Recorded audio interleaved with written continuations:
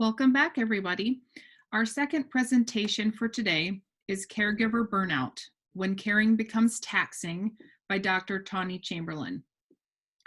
Tawny obtained her PhD from the University of Iowa in counselor education and supervision with an emphasis in rehabilitation counseling in 2018. She also obtained a master's degree in rehabilitation counseling from St. Cloud State in Minnesota and completed her bachelor's degree at the University of Minnesota Twin Cities. Tawny is a licensed mental health counselor through the state of Iowa and is a nationally certified counselor. Tawny's education, background, and training include individual and group counseling to adolescents and adults in a wide variety of populations.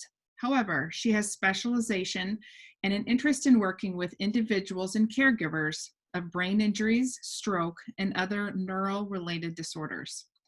Throughout her PhD and master's training, Tawny's clinical work and research focused on working with individuals with disabilities, adjustment, and coping. Tawny is currently a counselor at On With Life, where she works with individuals and families who have sustained traumatic brain injuries, strokes, and other neurological disorders and disabilities. She is also an adjunct lecturer at the University of Iowa in the Rehabilitation Counseling and Education Department. Tawny's research interests include disability policy, issues, outcome research, adjustment processes, and quality of life for individuals with disabilities. With that, I will go ahead and let Tawny get started. All right, thank you so much, Courtney, for that introduction. And like Courtney kind of said today, really my presentation today will be focused on caregiver burnout when kind of caring becomes taxing. So I'm just going to jump right on into our agenda. So what you can kind of expect from today's presentation is just kind of going over what is caregiver burnout, what are some of the signs and symptoms, and then maybe more importantly, what are some of the factors that might impact burnout, including those personal factors, but also what's maybe going on in our environment, barriers that impede caregiver quality of life, the support needed of caregivers, and then factors that promote caregiver quality of life. And then I think most importantly, what are some of the things that we can do to prevent this burnout from happening? Before I get started, I just want to give a little bit of an overview at On With Life, because I think this might be a really great resource for some of the caregivers here today. So On With Life is a rehab facility that treats brain injury, stroke, concussion, Parkinson's, and other complex neuro needs. We have both an inpatient and outpatient services that include physical therapy, occupational therapy, speech therapy, and then obviously counseling services as well. Kind of the unique thing at On With Life is we really try to kind of break down those silos that might exist in other kind of care facilities. We really focus on having a person first approach to the needs of a loved one who might be kind of suffering from a kind of a neuro disorder. And so yeah, that's a little bit of an overview. We have two locations, one in Ankeny and one in Coralville. And I've provided the kind of website for more information if anyone is interested. So besides that, I'm just going to kind of jump right in and start talking about kind of what is caregiver burnout, what might it look like, and all of those things. So to get started, caregiver burnout is really a psychological condition brought about by unrelieved stress related to caring for a loved one. And we know that when we start to experience the stress and it builds up, it usually has a lot larger impacts on our cognitive and our emotional experiences, just making kind of everyday little tasks become a lot more challenging than what they usually are. And usually these are related to feelings of isolation, loss of control, depression, fatigue, role change, the feeling of being trapped, and feelings of hopelessness. So some signs that a caregiver might be in distress or experiencing caregiver burnout include denial about the injury, withdrawing socially, kind of having their own increased health problems, both in a physical aspect, but also kind of a psychological, struggling with concentration, changes in the relationship among the caregiver and the loved one who they are caring for, an increase in irritability and an increase in anger as well. I tend to see those kind of that irritability and anger is kind of the first warning signs, as we might start to notice our fuse get a little bit shorter. Maybe just we're overall a little bit crankier throughout the day, and things that usually are maybe easy to roll off our back or we let go kind of stick with us a little bit more. So just being aware of those as we're maybe going out about throughout our days, providing that caregiving role. Um, so what all contributes to caregiver burnout, and really this can be all encompassing, and we'll go into this into more depth in the presentation, but we know that the overall adjustment to becoming a caregiver is a huge undertaking and really takes on it's like an identity within itself. So that becomes a really big contributor to feeling burnt out within kind of adjusting to that role and really embracing that role. We also tend to see feelings of grief. We tend to see that kind of grief cycle potentially happening, or a sense of loss, partially because a loss for the potential life of that loved one, in the sense that it won't look as normal as what we would have kind of planned or prepared for. And that's especially true with that traumatic brain injury, just because of the onset of the injury, and kind of we don't have that time to prepare necessarily like we would in other kind of disorders or diseases. And all of that really is really associated with the ambiguity of the situation. There's a lot of unknowns. And so it's really common that those will kind of help contribute to the stress that we might feel. And we also see there's a lot of changes in the survivor. We'll go over some of those, but both the behavioral and overall who they are, those personality changes, right? That can be really difficult to kind of adjust to as well.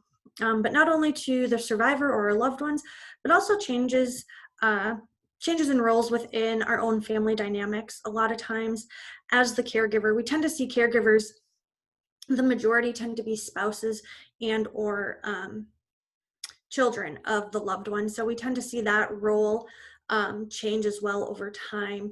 And that really includes an increased responsibility, providing physical, financial, and emotional support as well. And we'll, like I said, we'll kind of go through more of these in depth later a little bit in the presentation. But now just kind of understanding and moving on to what are maybe some of those environmental factors that can impact caregiver burnout. And we know that, so I like to think of these environmental factors are maybe some of these aspects that are a little bit more out of our control, unlike maybe some of those personal ones, which I'll go over next. But these factors really include the social support that we have, our professional and community support, what is our overall family functioning, and the access that we have to services and resources. And what research has shown and what we really see is that when there are higher levels of social support and community support out of the other environmental factors listed, that those really help mediate the overall stress and burden that caregivers kind of perceive or feel. And so what that kind of means in less kind of researchy terms is that that social support can act as a buffer against that stress. So I think it's really important that caregivers try to find that outlet and try to find that social support and also that professional and community support that they might need kind of within their little bubble to help act as that buffer so that they might not reach that stage of burnout. We also tend to see that overall access to resources and services is a recurring unmet need of caregivers that contributes to higher levels of stress and burden. So those are kind of inversely correlated. So when we have lower levels of resources and services, we tend to see that those higher levels of stress and burnout kind of increase. So it's just kind of something for us to be aware of as caregivers, that maybe if we don't have those resources, that could be a potential reason why we might be feeling so stressed out. And then what can we do about that, right? Making sure we ask the right questions, try to find those resources, and kind of get in touch with the people who might have the answers, or at least can point us in that right direction in accessing those services if they exist within our community. So now moving on to kind of more of those personal factors that can impact burnout. And there are really two major ones that's been researched, and that's caregiver mastery and problem solving skills. And caregiver mastery includes the overall sense of control caregivers feel that they're able to exercise over the caregiving situation, whereas problem solving skills include information seeking and taking control kind of through that information seeking and that taking control behavior. And what we found out is that caregiver mastery protects against stress and leads to a reduction in stress. Um, and this kind of makes sense if we think about it, because both these ideas of caregiver mastery and problem solving skills lead to increased feelings of self-efficacy. And what that's really basically a big word for meaning our own confidence, right? So self-efficacy kind of refers to our level of confidence that we have in certain skills to potentially complete a task that's unknown to us. And if we think about this from a caregiver role, this is usually spot on. A lot of times we're kind of thrown into this role unknowingly without any ways to prepare for it and with a lot of unknown situations, right? So if we see that we have higher levels of confidence in being able to master this caregiver role, but also use these problem solving skills, we tend to see higher levels of confidence in future unknown situations that might be presented within that role. And this also leads to this idea of resiliency, which really refers to, once again, kind of our confidence in how to handle difficult situations. So if we tend to see this increase in self-efficacy, which also leads to this increased idea and level of resiliency to help us manage throughout that period of that caregiver role, which we know tends to be a very long and unknown period of time. And so those two personal factors really seem to play an important role of helping us overall handle that burnout situation in a little bit maybe healthier way than other skills that we might have. So now really paying attention to and maybe digging in a little bit deeper to what are some of the barriers that impede overall caregiver quality of life. And when I refer to caregiver quality of life, that's really just overall a fancier term for, or in the research world referred to kind of as well-being. There's a measure that's used that really looks at the quality of life and that well-being over a period of time, and it kind of includes our overall happiness, just kind of how we're feeling about our life in that moment when we take this survey. I mean, what some of this research has really looked at is understanding that the demand of the role itself of being a caregiver seems to be a very, very big barrier to how a caregiver overall feels. And there are kind of three areas that really contribute to that demand of that role. That includes the overall uncertainty. Like I mentioned earlier, it's with a brain injury itself, there's that sudden impact, right? Which is very unknown. It's very hard to prepare for having that type of injury, and that includes a stroke as well. So not only the sudden impact that contributes to that uncertainty, but also just the overall uncertainty and lack of direction and the future circumstances. As I'm sure we're all aware of with brain injury, we know that rehab process is usually not a linear line. I like to think of it more as a little bit wavy line. We see those ups and downs quite often. And so that really leads to this idea that, you know, rehab and the rehab process, we have those ebbs and flows. So it's hard for us to kind of prepare as we would if it's a little bit different, if we would say, you know, such as a broken leg, right? That's something that we can kind of prepare for, and we understand what that rehab process looks like, and we see kind of that progress very linearly. But we know that that's not the case with brain injury. Kind of the other demand of the role is the impact that it has on the family. And this really hits on that idea of how kind of those behavioral and changes that we see in their survivor or our loved one, that can be a really, really hard adjustment at times for caregivers. But overall, just the general lack of time kind of place that time placed pressure within the family also is a very large stressor that kind of contributes to burnout as well. And then we also see that psychological and physical impact. And that includes really the increased feelings of guilt and ambivalence in the circumstances that we're kind of faced with as caregivers. Another barrier that impedes to just kind of our overall quality of life as caregivers includes those insufficient resources. So understanding the financial strain that's associated with a loved one having a brain injury, and also the deficiencies in services.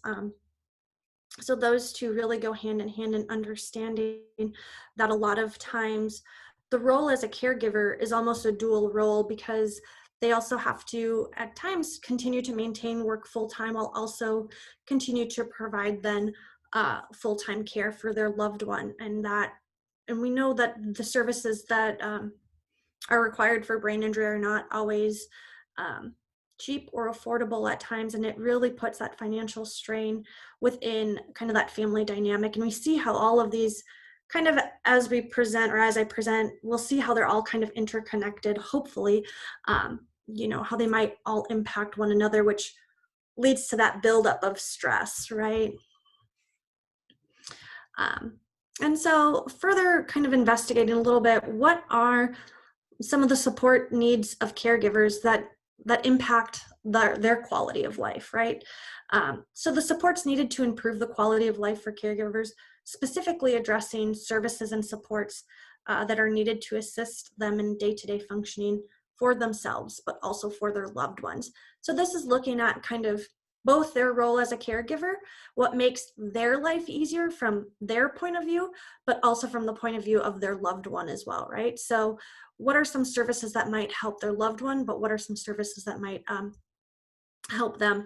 And there is kind of one overarching theme that was kind of found through this, and it's really this idea of ongoing support. And I believe that there are 4 kind of ways that this was measured and really looked at, and that's preparatory measures. And so what this really means and looks at is this idea of having better direction and better knowledge about the availability and ways to access services during the hospital stay. So even before they're going home, but also not only in that acute phase, but also for this idea of long-term ongoing support. And we know that that is such an important piece, kind of mentioned earlier in the presentation, right, of that social support and how that can be a buffer to that stress. But once again, this also looks at information on skills needed to handle the behavioral responses and how to handle these situations. So it's kind of preparing caregivers as to what they might be facing in terms of those behavioral, some of those personality changes that they might see over time within their loved ones, and having them feel confident in their own skills and how to handle these situations. And once again, this kind of ties into being able to reduce part of that ambiguity and kind of that uncertainty that is so closely tied with brain injury. Then we also have specialized care, and this really includes respite and services specifically designed for brain injury. We know how complex brain injury is, especially all of us who are connected within this community, and making sure that our loved ones who have sustained a brain injury are connected and receiving that specialized care that's designed specifically for the complexities of brain injury. But also an interconnected support system. So understanding that, I'm sure as many of you as caregivers realize, we tend to see that we tend to get a big rally of support initially after the injury, and then even a month to 3 months down the road, that support tends to dwindle off. Everyone's so quick to help, and I think sometimes those closest to us don't always understand that we really do need that longer term support, and how that is interconnected within other specialties and other areas of our life as well. And then also just an overall increase in education about brain injury, even right from the initial onset of injury, but even potentially before a brain injury happens. Um, and then also understanding the disability process for an acquired disability. So that might be what applying for SSDI looks like, and understanding that entire process, because the process for an individual who might have a congenital disability versus an acquired disability look very, very different on that policy side of things, and applying for those services also look very different. Um, and so once again, coming back to this idea of that social support, understanding that more social support networks for the caregivers themselves, but also potentially finding combined social events that address both the caregiver and the loved one. So that then provides, it's almost like um, a 2-for-1 little benefit, right? The caregiver gets maybe a little bit of time to themselves, but then also the loved one, maybe not to themselves, but with their own support group with other caregivers. And then the loved one also gets some support from other individuals who've had brain injuries as well. Um, and then lastly, the researchers really looked at future planning as a support need for caregivers. And that's really addressing how will caregiving look for both the loved one and the caregiver, and the caregiver throughout the aging process, knowing that the idea of a brain injury and the potential disability that's associated with that, how might that change over time, but also understanding that yourself as a caregiver will also age over time, and we're going to potentially have other our own physical health problems that might need addressed, and how might that change the caregiving process, and just making sure that we can prepare for that. Once again, it's reducing that uncertainty, it's reducing that ambiguity to maybe help us feel a little bit more confident and a little bit more prepared for those kind of future maybe roadblocks or little bumps that we might be facing.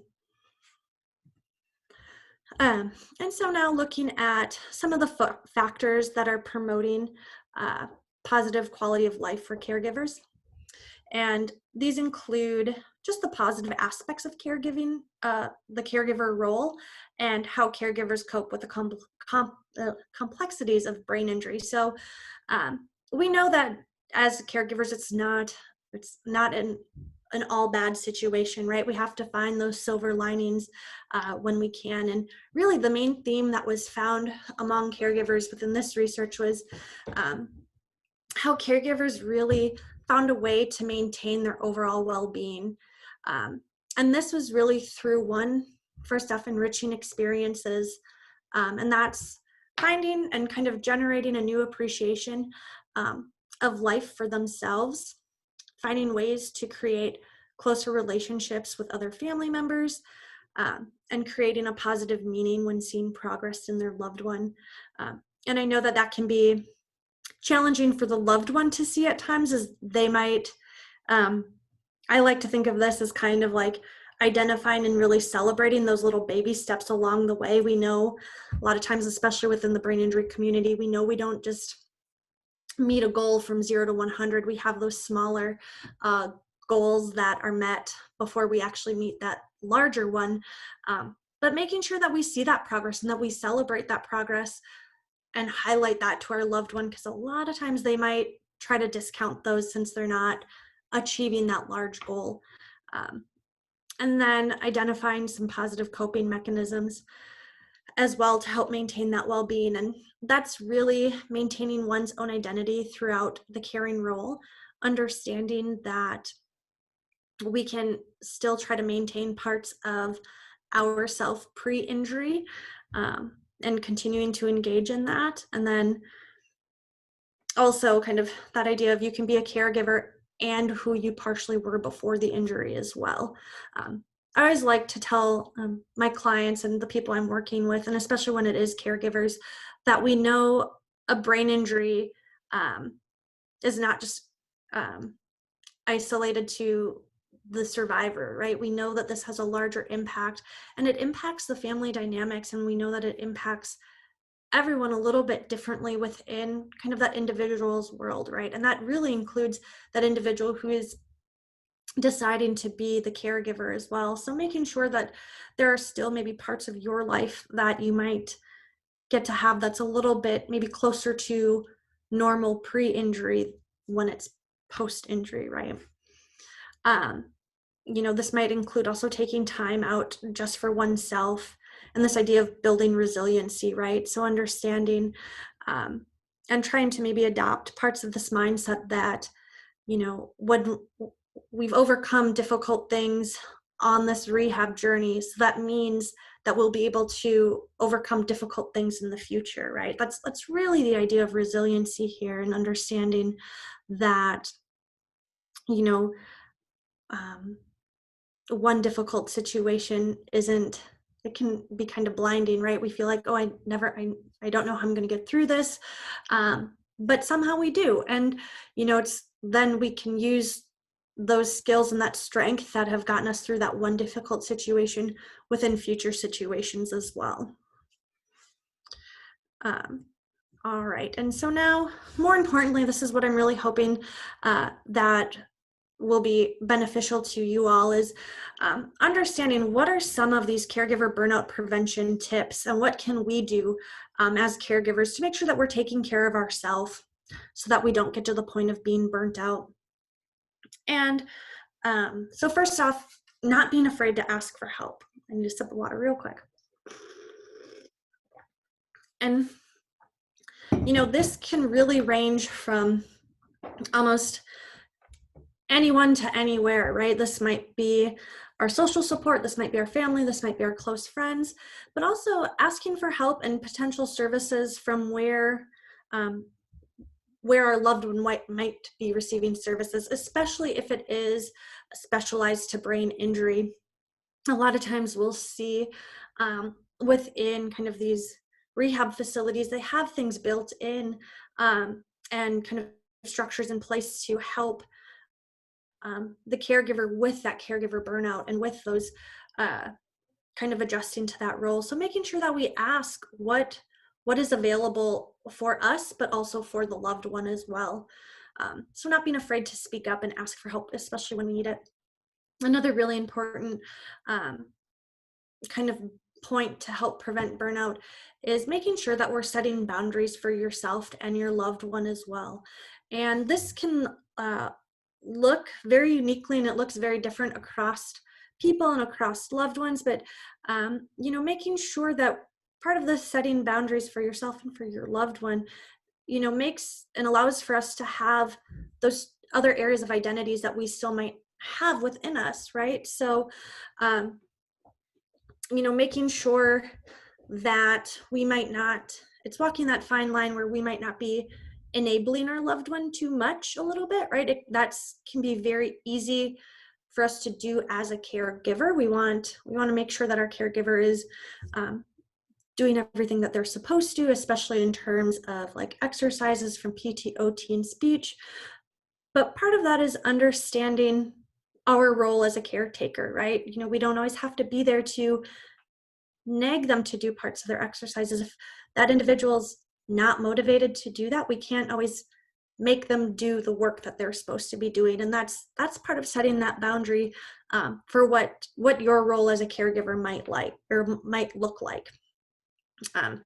Next is really taking care of yourself, making sure that we are not skipping doctor's appointments for ourselves, or skipping doctor's appointments because we're putting the needs of our loved one first before ours, and we're still continuing to do parts of ourself for our self-care. And this ties right into that idea of finding time for yourself and understanding that, this does not have to be a large amount of time. Sometimes just taking, 5 to 10 minutes to enjoy a cup of coffee or a cup of tea, or just to find that silence and doing something that maybe really resonates with who we were as, before taking on this role as a caregiver, right? And understanding it's really striking that balance of how can I still engage in this role, but still engage in kind of other areas that I still identify in other roles that I might have uh, within my own life. And uh, I know that that can be very challenging to do, especially amongst the pandemic and given just kind of those restraints that we have from maybe getting outside of our house and getting away, but sometimes we don't always have to leave our house to find that time for ourselves.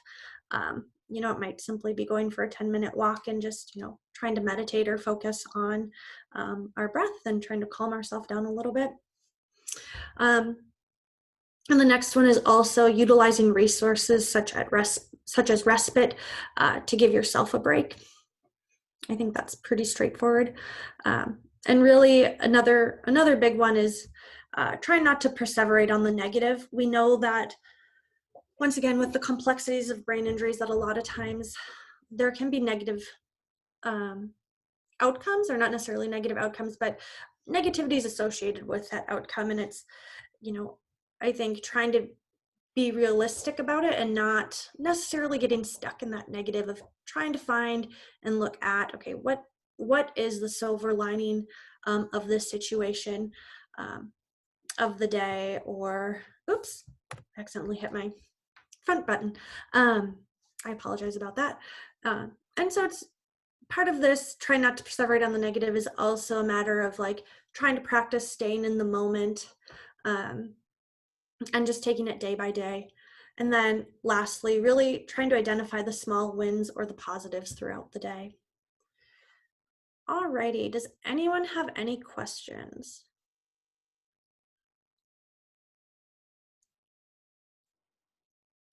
I don't see any questions or comments in the chat box, Tawny. It looks like Lisa just dropped the link to Dr. Chamberlain's evaluation there. Thank you so much, Tawny. That was wonderful. Such an important, always timely topic.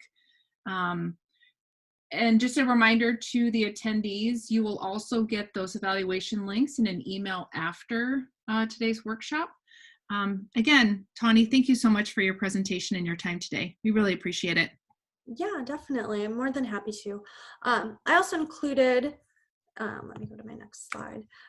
If there are any other questions regarding brain injury or related disabilities or disorders or caregiver burnout or fatigue, please reach out. Please don't hesitate. I've provided my kind of email and our phone, our main line here at the Coralville office. Luckily, I'm able to see clients virtually given the pandemic right now. So if you feel like you or your loved one are maybe in need of counseling services, I'm more than happy to kind of get something set up and kind of meet with anyone who might need it. So feel free. Thank you so much. I just put your contact. Oops, I actually sent it to you. I'm going to share that with everybody. Perfect. So I'm gonna go ahead and put right now for all the attendees your contact information. Again, thank you so much, Tawny. We really appreciate your time today. Yeah, definitely. Thank you so much, Courtney. Yep. Have a good one. Bye-bye. Yes, you too.